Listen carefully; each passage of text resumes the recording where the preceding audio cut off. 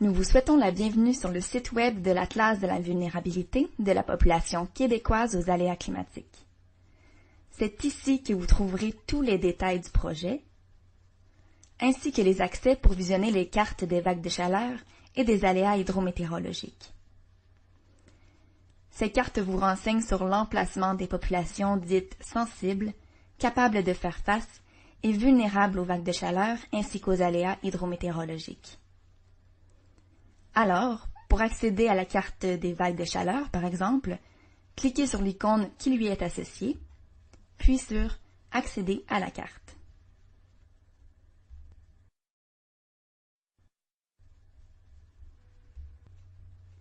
On se retrouve maintenant dans l'application des vagues de chaleur, mais tout ce que vous apprendrez dans les différents tutoriels s'applique également pour les cartes des aléas hydrométéorologiques. Sans plus tarder, on vous invite à explorer l'application avec nous.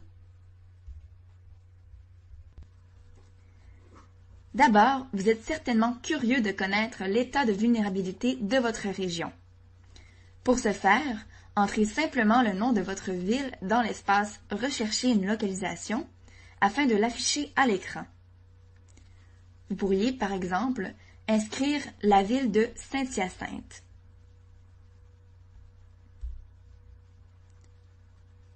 Pour le moment, aucune information sur la vulnérabilité n'est affichée. Vous devrez alors choisir quel type d'information vous désirez consulter à l'aide de l'icône « Liste des couches ». Vous pourriez d'abord afficher la localisation des différents services, comme les pharmacies et les piscines publiques, en les repérant par leurs pictogrammes respectifs.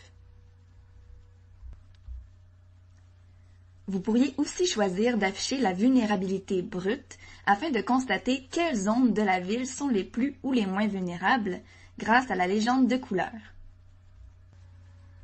Avant de poursuivre, il est possible que vous vous demandiez ce qu'est la vulnérabilité dite brute.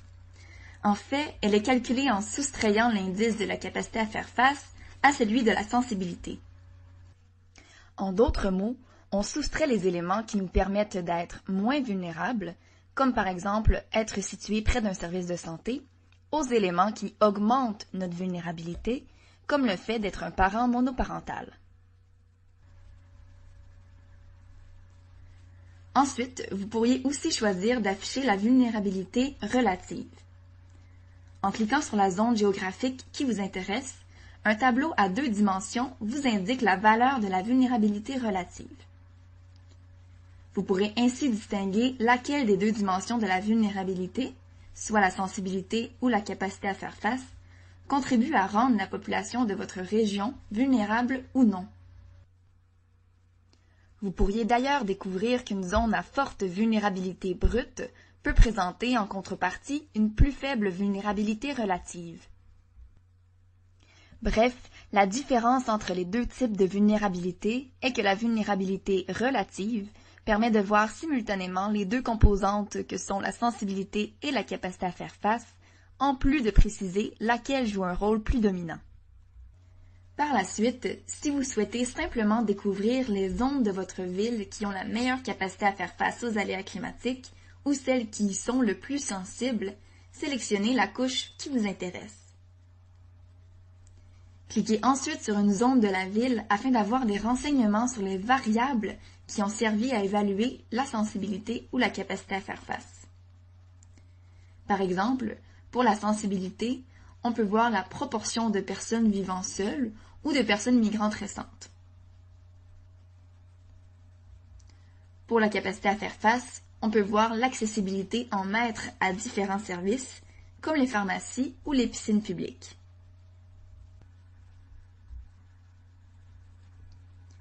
D'autres informations sont aussi disponibles sur l'application, comme la répartition de la climatisation ou des îlots de chaleur urbains. C'est ce qui conclut ce premier tutoriel. Pour avoir un aperçu plus détaillé de l'application, on vous invite à visionner le tutoriel suivant intitulé « Se familiariser avec l'interface de l'application ».